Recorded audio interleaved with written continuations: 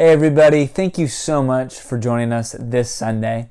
You know, here at New Harbor, we're all about loving Jesus first. And I sincerely hope and pray that everything that you experience with us today will help you experience Jesus' love in your life so that in turn, you could learn to love Him first and love others the way that He loves you.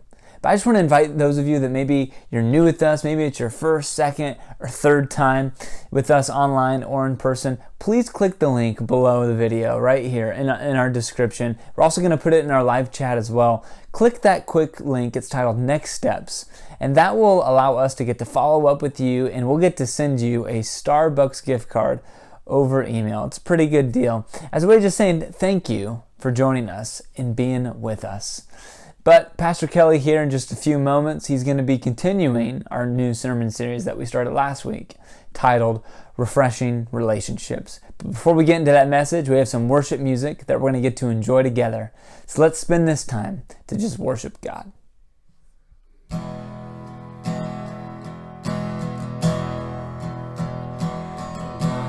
hope is built on nothing less than Jesus' blood. Trust the sweetest frame, but wholly lean on Jesus' name. On Christ the solid rock I stand. All other ground is sinking sand. All other ground is sinking sand.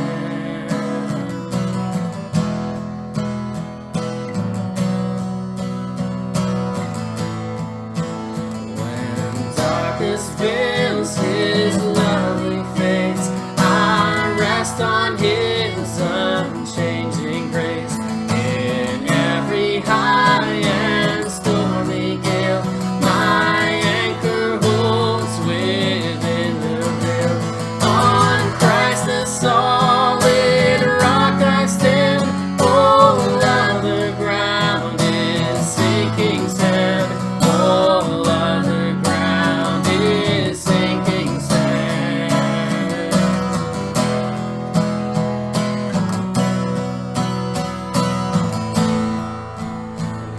His oath, His covenant, His blood support me in the whelming flood. When all around my soul gives way, He then is all my hope and stay. On Christ the solid rock I stand. All other ground is sinking sand. All other ground is sinking sand.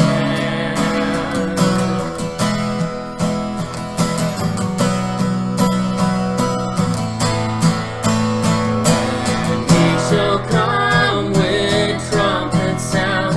Oh, may I then in Him be found, dressed in His righteousness alone, faultless to stand before His throne.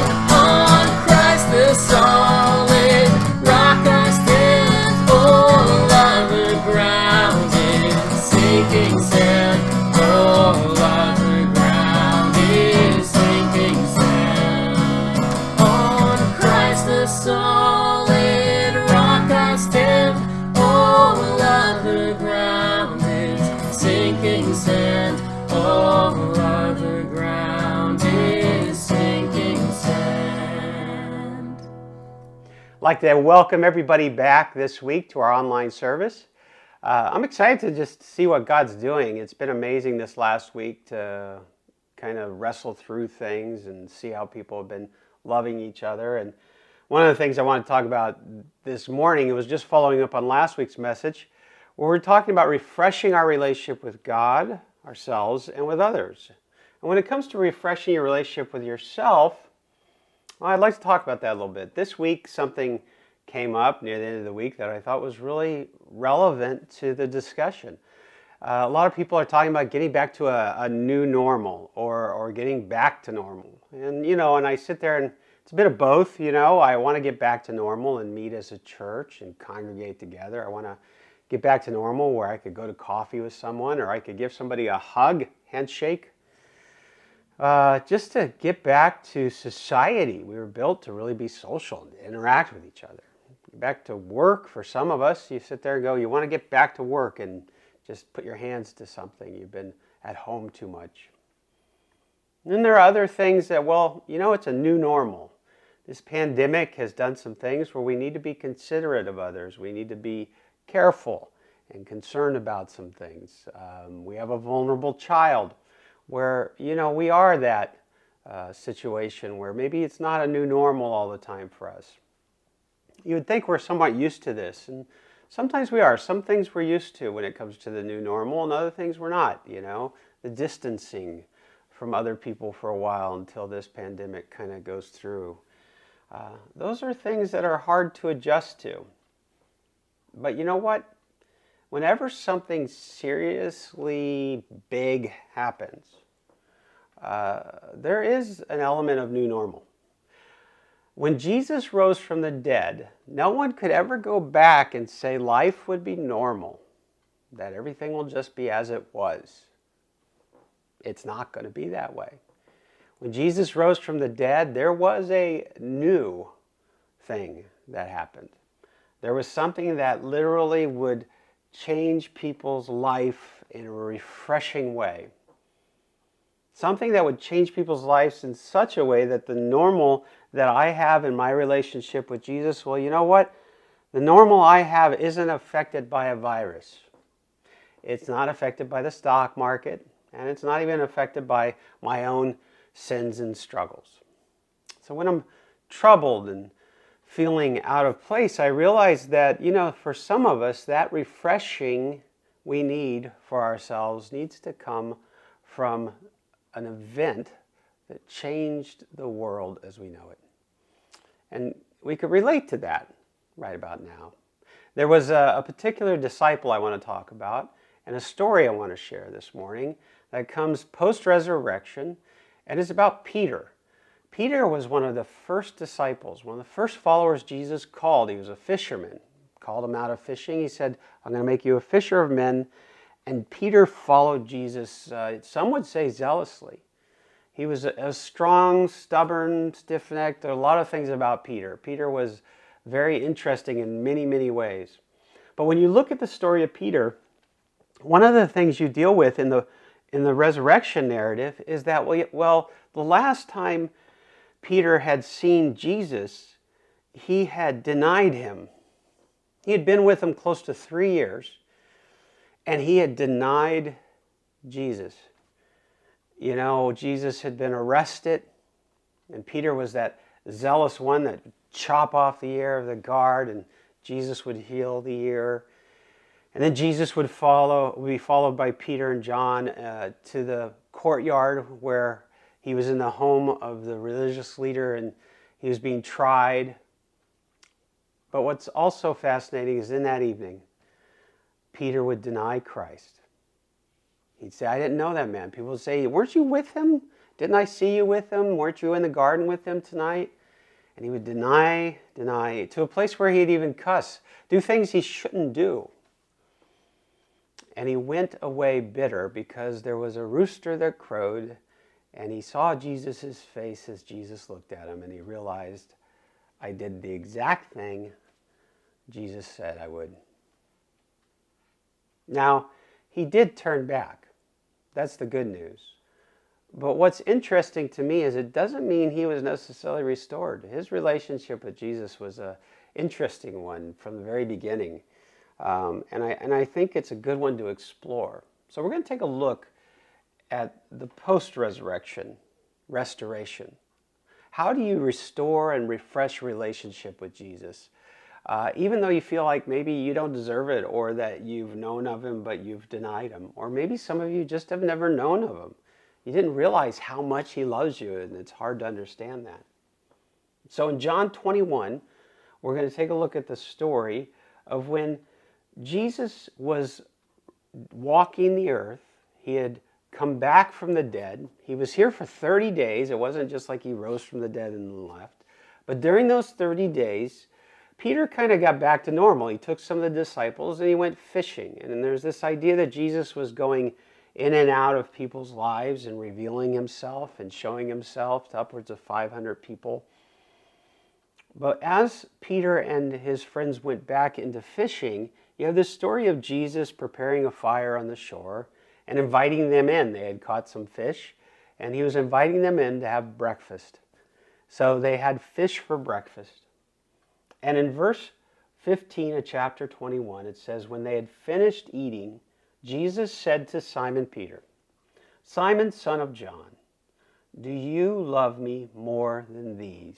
More than just these other followers of me? Do you love me more than others?" "Yes, Lord," he said, "you know that I love you." Jesus said, "Then feed my lambs." Again, Jesus said, "Simon, son of John, do you love me?" And he answered, "Yes, Lord, you know that I love you." So Jesus said, "Take care of my sheep." The third time he said to him, "Simon, son of John, do you love me?" And this time he was hurt. Peter was hurt because Jesus had asked him the third time, "Do you love me?" And he said, "Lord, you know all things. You know that I love you." Jesus said, "Feed my sheep." Very truly, I tell you, when you're younger, you dressed yourself and when you want it. But when you are old, you will stretch out your hands, and someone else will dress you and lead you where you do not want to go. Jesus said this to indicate the kind of death by which Peter would glorify God. And then he said to him, "Follow me." Peter turned, and he saw that there was a disciple who Jesus loved was following them, and that's John, who wrote this gospel. And this was the one who had leaned back against Jesus at the supper and said, "Lord, who is going to betray you?" So when Peter saw John, he asked, "Lord, what about him?" Jesus answered, "If I want him to remain alive until I return, what is it to you? You must follow me." And because of this, the rumor spread among the believers that the disciple would not die. But Jesus didn't say he wouldn't die. He only said, "If I want him to remain alive until I return, what is it to you, John or Peter?" This is the disciple who testifies to these things and who wrote them down. We know that his testimony is true. You see, this is interesting because John was written as sort of as the last gospel, an apologetic to clean up and clear up some misunderstandings that had arisen outside of the first three gospels. And at the very end of John, in chapter 21, the last chapter, he shares this story of restoration. How Peter, one of his first followers, who troubled and struggled and denied Christ, how he himself struggled in refreshing his heart with Christ at this time. And so Jesus had to come back and restore Peter. Restore him to realize, you know what, Peter, I love you. And he started with that. He started with this fact of love. And that's the first point I want to bring out, is the way you're going to refresh yourself now and as we come back to whatever the new normal is first of all, you need to refresh your life with Jesus' love. This love is very specific. It's a commanding love. It's an agape love. It's a restoring love. But when you look at the story, you don't really see the interplay of words the way Jesus was doing it. In fact, the words that are being used here are two different words for love, but there's only one word for love that you read in the English. So let me read the story a little differently so you have a grasp of what Jesus was trying to say. When they had finished eating, Jesus said to Simon Peter, "Simon, son of John, do you unconditionally love me more than anyone else?" "Yes, Lord," he said. "You know that I treat you and love you like you were my brother." And Jesus said, "Then feed the lambs. Feed these people who follow me." Again, Jesus said, though, "Simon, son of John, do you really unconditionally love me?" And he answered, "Well, yes, Lord, you know I love you like a brother." And Jesus said, "Then take care of my sheep." The third time he said to him, Simon, son of John, do you even love me like a brother? Peter was hurt because Jesus asked him the third time, do you love me like a brother? He said, Lord, you know all things. You know I love you like you were my brother. And then Jesus said, feed my sheep. Why are you fishing? Why are you going back to as though everything was normal when it's not? You see, Peter was, I think, in some ways a broken man. And many of us in that way are broken. This time away shelter has given us an opportunity to reflect inwardly and to see what troubles us, to see sort of like where are the holes in our relationship to Christ, or do we even know Jesus? Do we even have a refreshing relationship with God, enough so that our souls are secure? Peter was interesting because he was stiff-necked. He was a leader, but he was strong-willed, you know? He was wanting it his way oftentimes, even in his religion. In fact, there's a great quote from Philip Pendleton, and he says that Peter boasted of a love toward Jesus superior to that of any of the other disciples. By refusing to have Jesus wash his feet, by being the first to draw a sword at the master's defense in the garden, and even by now conspicuously deserting the others to swim to meet Jesus. When he saw Jesus on the shore, he jumped out of the boat and swam to him first. He had endeavored to prove his boast.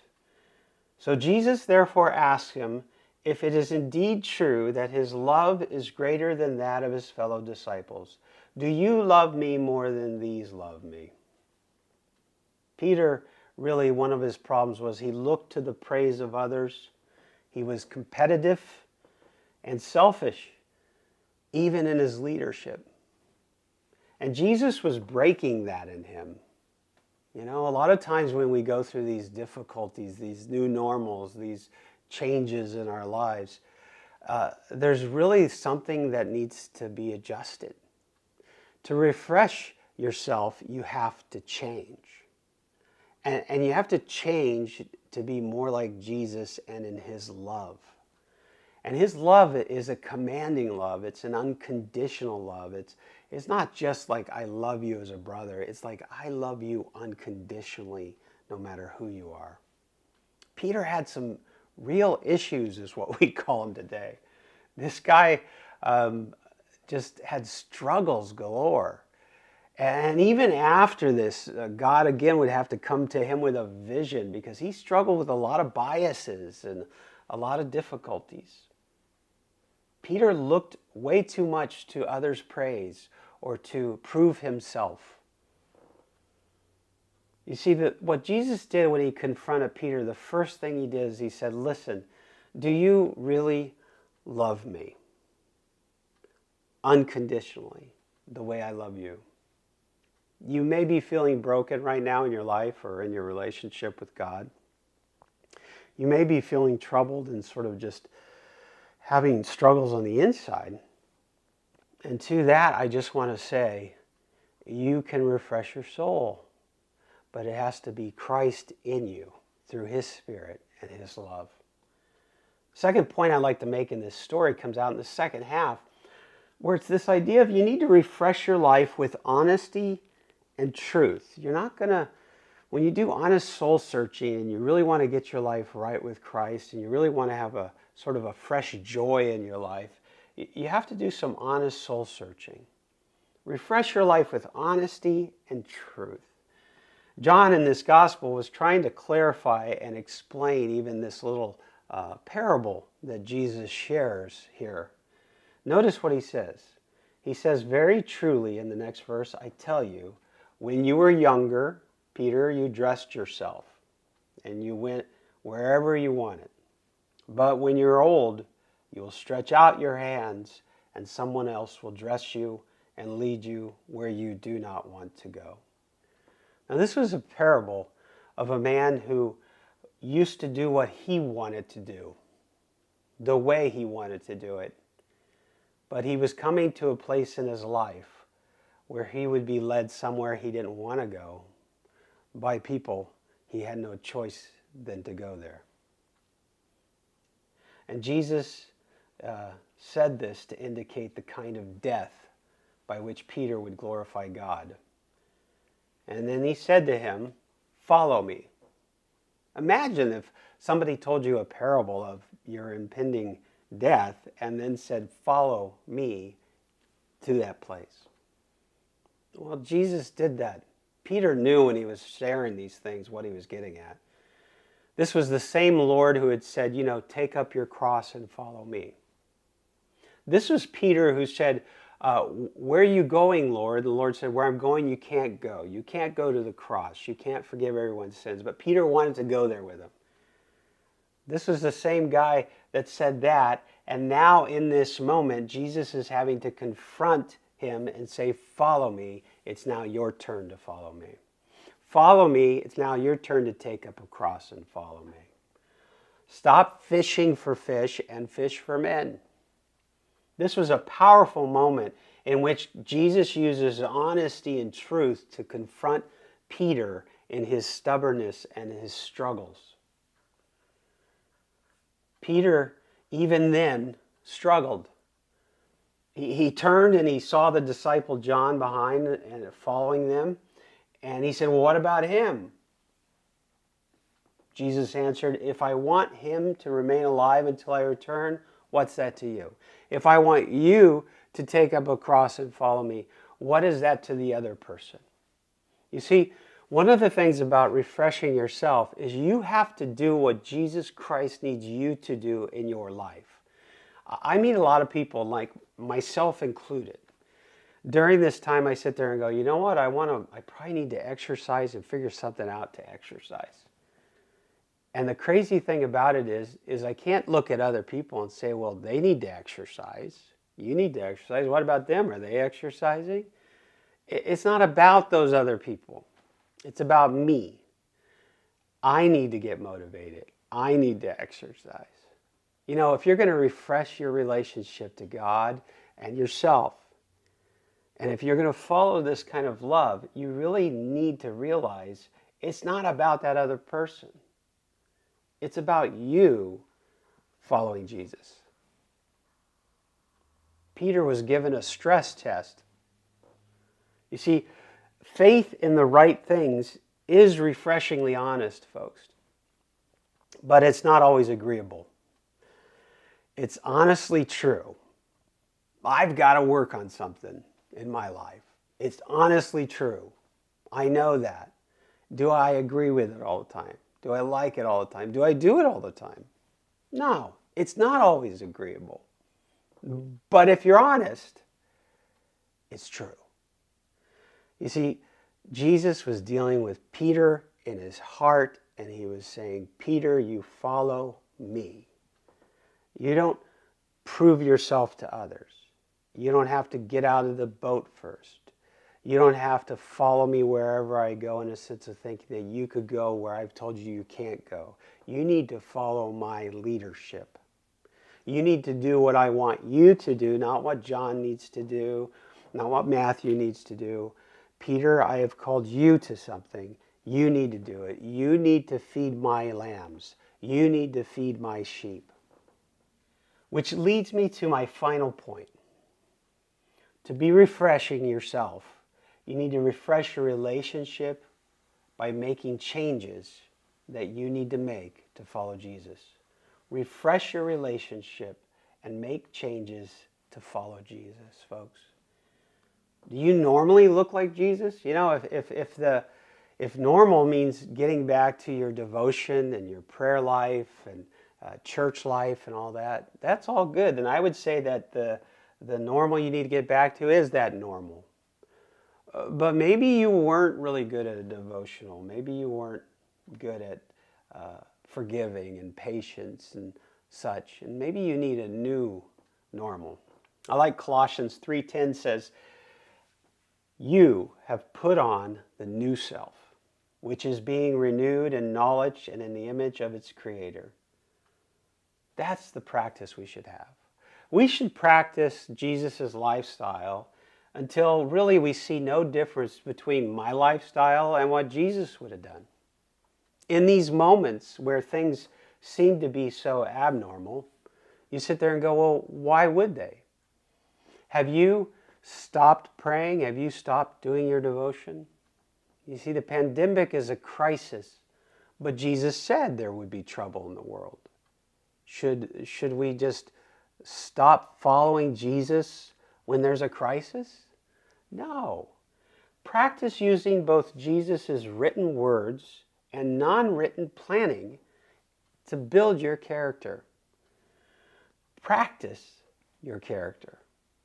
There is as much said in Jesus' teachings about what you do as what you should know. It's not an either or and, it's both. You should hear these words and do them, just like he was confronting Peter. He was saying, Peter, you know what I'm confronting you with, and you need to do it. I called you to feed my sheep. Practice building a refreshing new you. A refreshing new you is sort of like a person who says, what do I need to work on first? Is there something during this time you can work on? Is there something that Jesus might step in and challenge you with? Or one way to look at it is, what are you reacting to during this? How are you struggling through this in your soul? Another way is to be proactive. Check out even like our stories and ideas section on our webpage. There are some incredible things the church has been doing, and some of our families, from children to adults, incredible projects we've been working on. Do something. Make it measurable. There are two verses that stand out in my mind when I start thinking about practicing your faith and measuring your faith. And 2 Corinthians 10:12 says, when they measure themselves by themselves and compare themselves with themselves, they're not wise.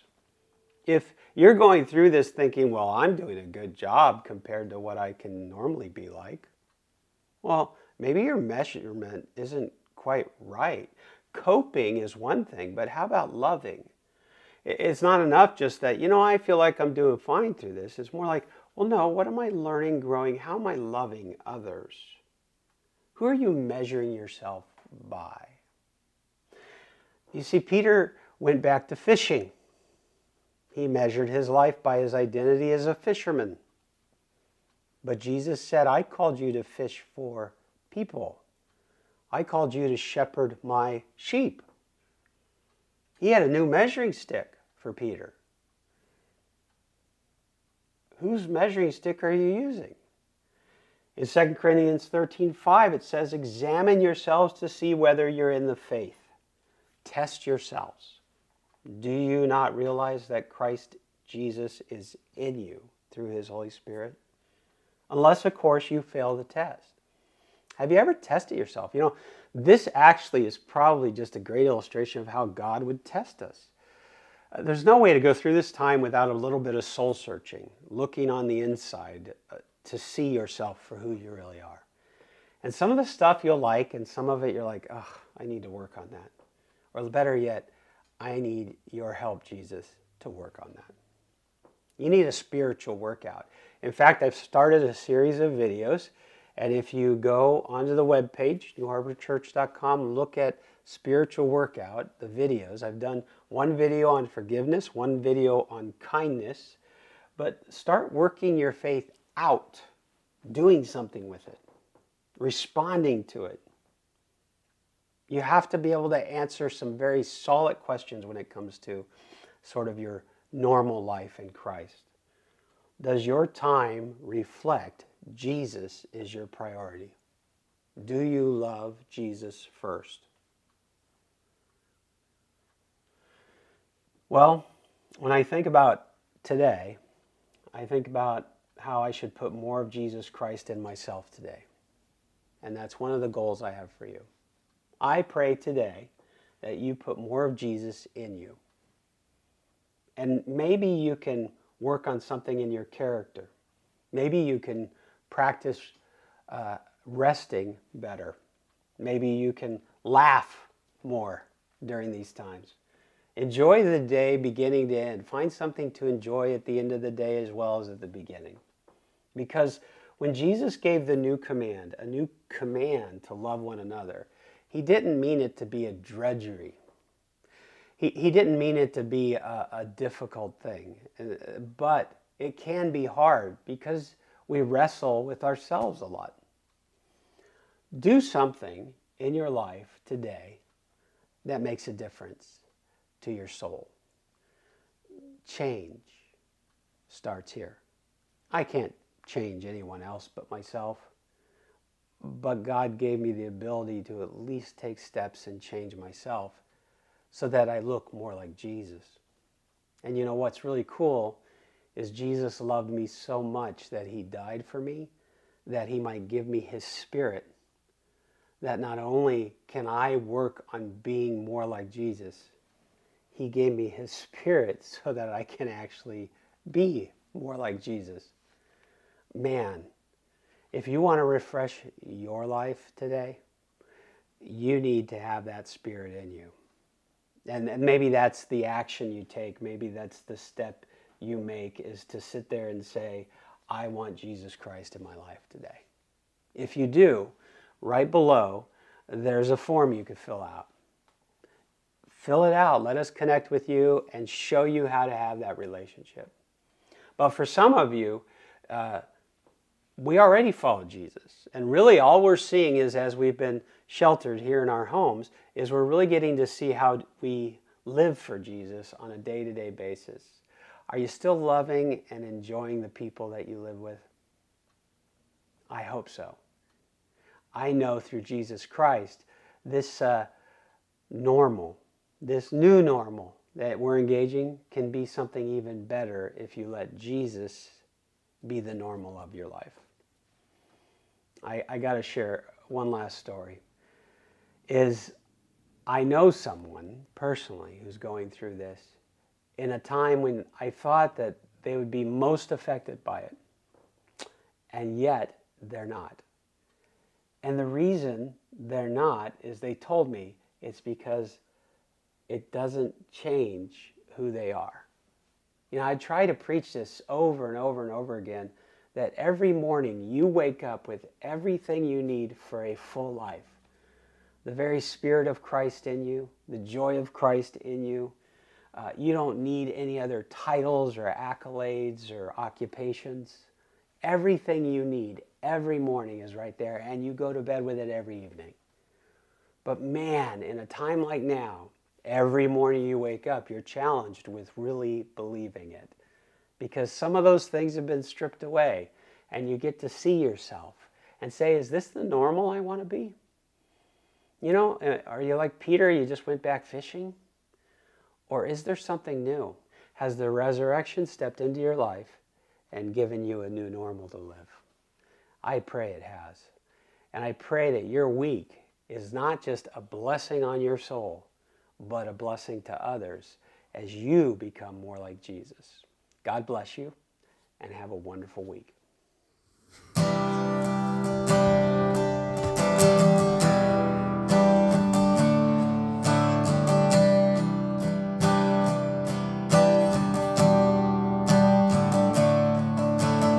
God of creation, there at the start, before the beginning of time,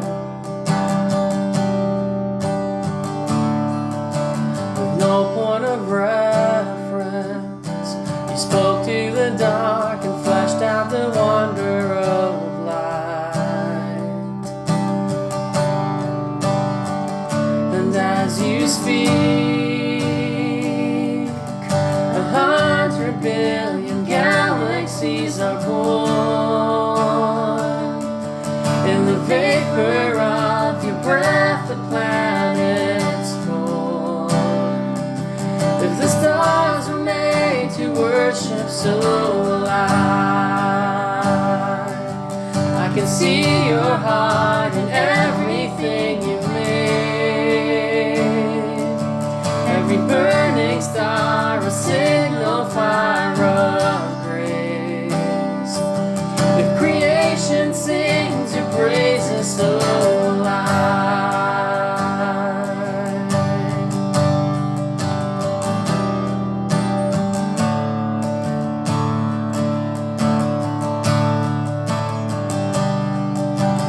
God of your promise, you don't speak in vain, no syllable empty or void. For once you have spoken, all nature and science follow the sound of your voice. And as you speak, 100 billion creatures catch your breath, evolving in pursuit of what you said.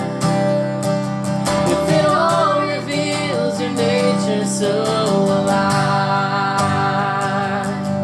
I can see your heart in everything you say. Every painted sky, a canvas of your grace. If creation still obeys you so alive, so alive.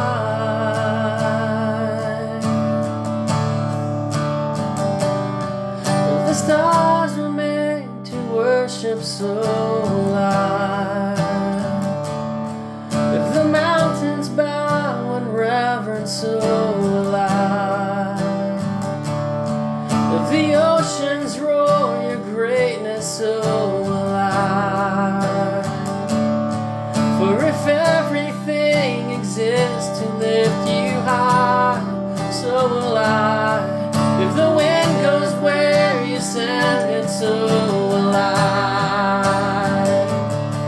if the rocks cry out in silence, so alive, if the sum of all our praises still falls shine,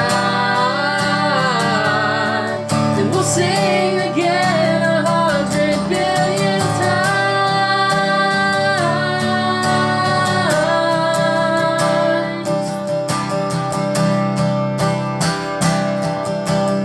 God of salvation, you chase down my heart through all of my failure and pride.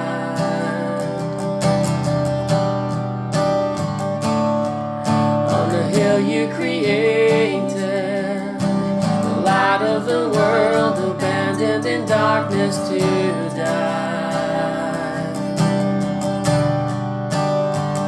And as you speak,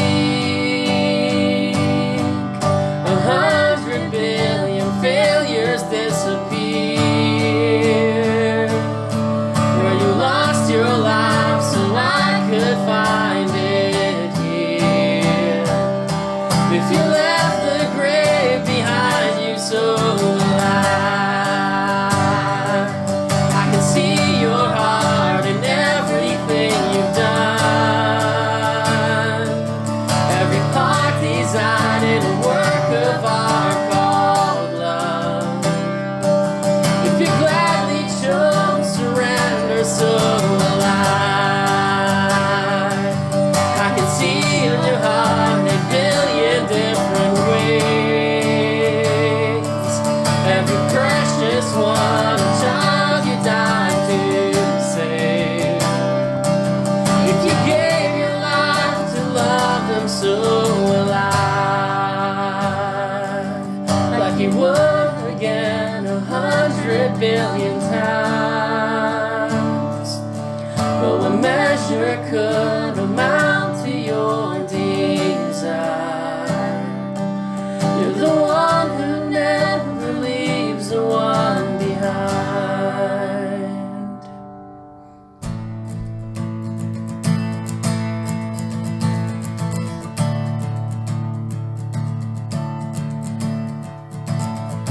There were walls between us. By the cross you came and broke them down.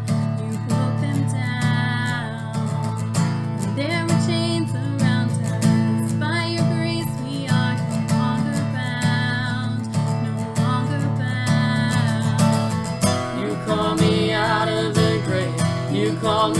into the light. You called my name and then my heart came alive. Your love is greater, your love is stronger. Your love awakens, awakens, awakens me. Your love is greater, your love is stronger. Your love awakens, awakens, awakens me.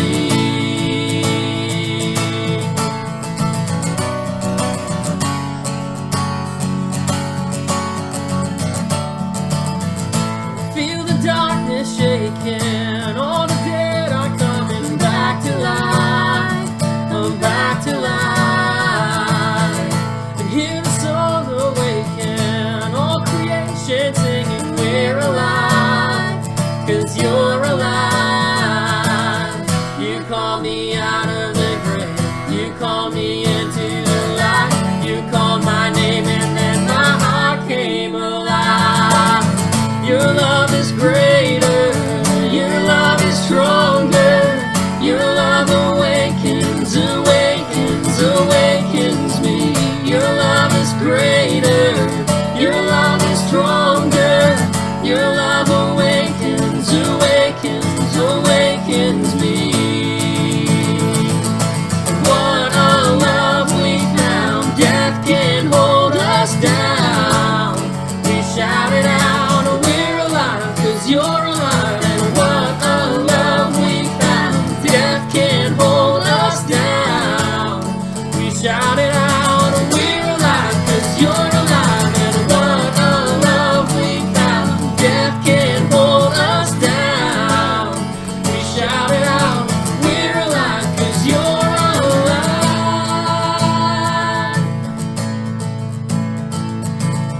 Your love is greater, your love is stronger.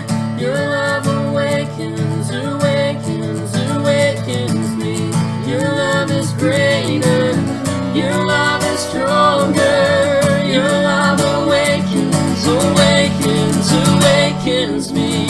Your love is greater, your love is stronger. Your love awakens, awakens, awakens me. Your love is greater, your love is stronger. Your love awakens, awakens, awakens me.